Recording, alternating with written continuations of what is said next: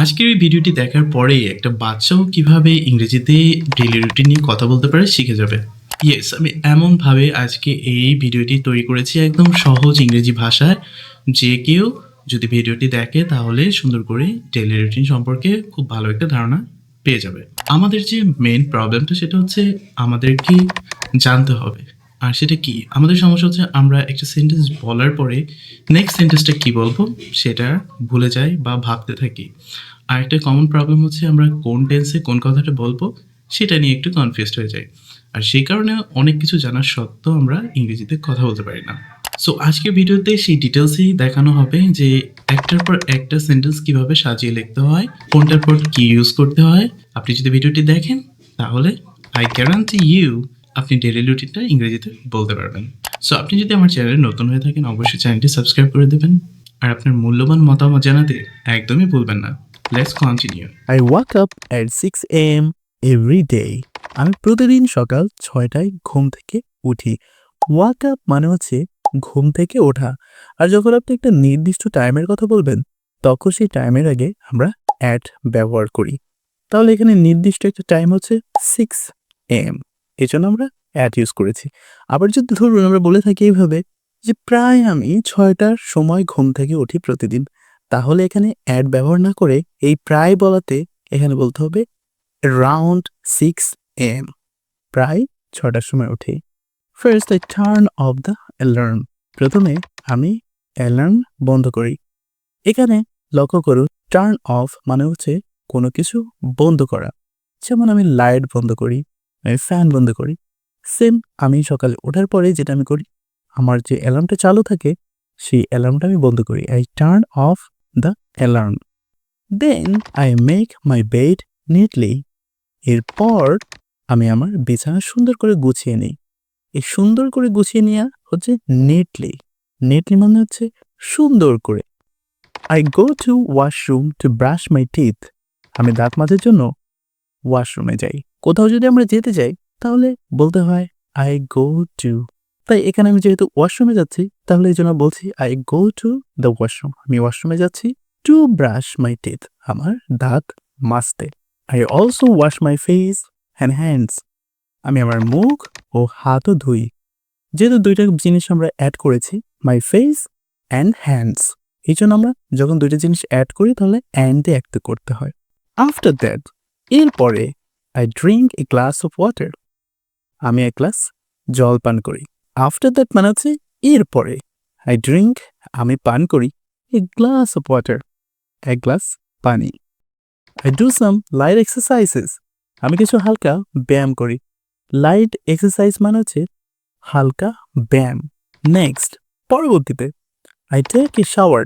এরপর আমি স্নান করি। যদি আমরা এরপর বলি তাহলে নেক্সট বলতে পারি অথবা আফটার দ্যাট বলতে পারি। I put on my clean clothes. আমি আমার পরিষ্কার জামা কাপড় পরি।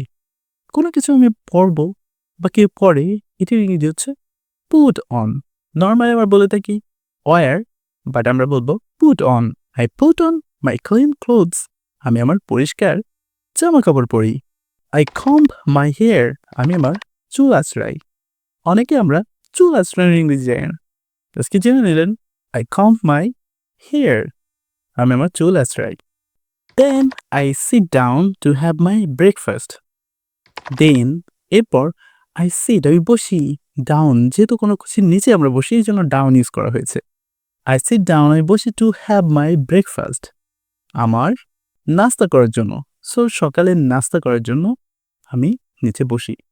Before leaving বের হওয়ার আগে I pack my school bag. আমি ঠিকঠাক মতো আমার স্কুল ব্যাগ গোছাই। সো প্যাক মানে হচ্ছে গোছানো। I leave for school at 8 a.m. আমি সকাল 8টায় স্কুলের উদ্দেশ্যে বের হই।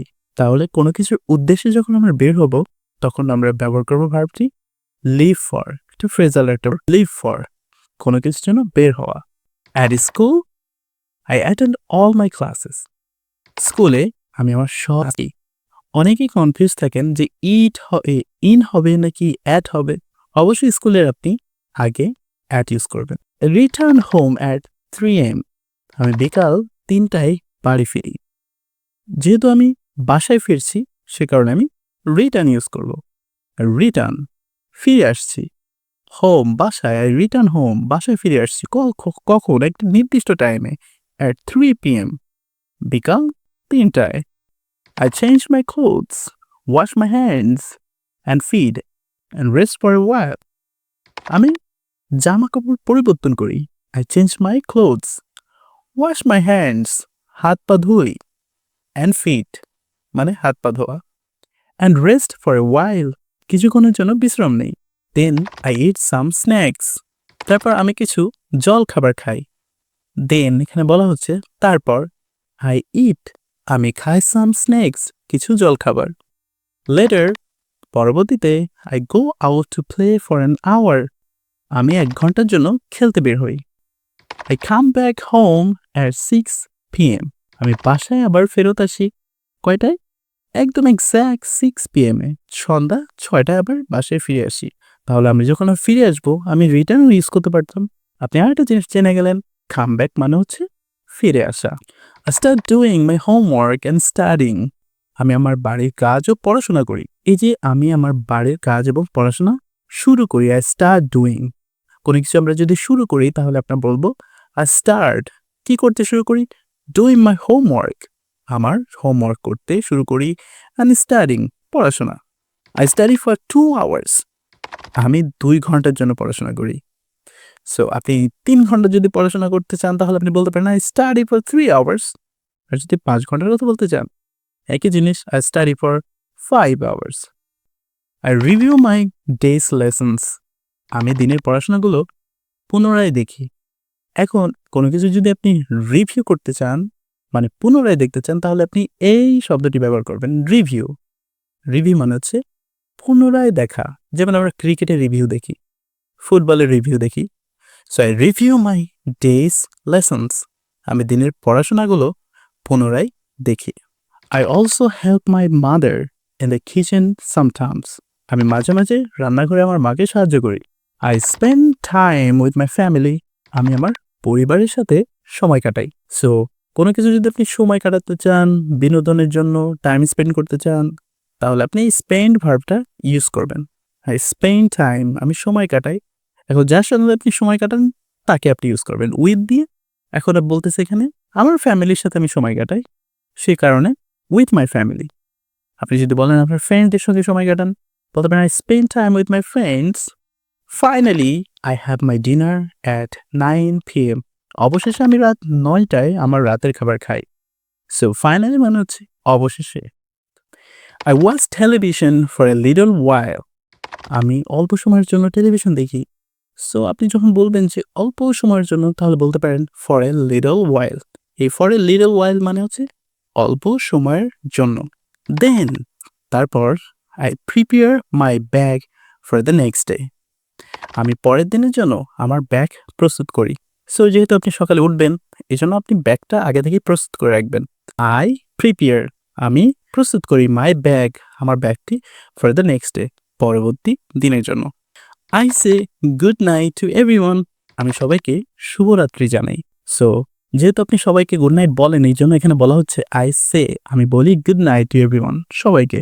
I turn off the light আমি আলো নিভিয়ে দেই। সো এর আগে আমরা পেয়েছিলাম টার্ন অফ। টার্ন অফ মানে কোনো কিছু নিভিয়ে দেওয়া বা বন্ধ করা। So I turn off the light আমি আলো নিভিয়ে দেই। I go to sleep at 10:30 PM আমি রাত 10:30টায় ঘুমোতে যাই।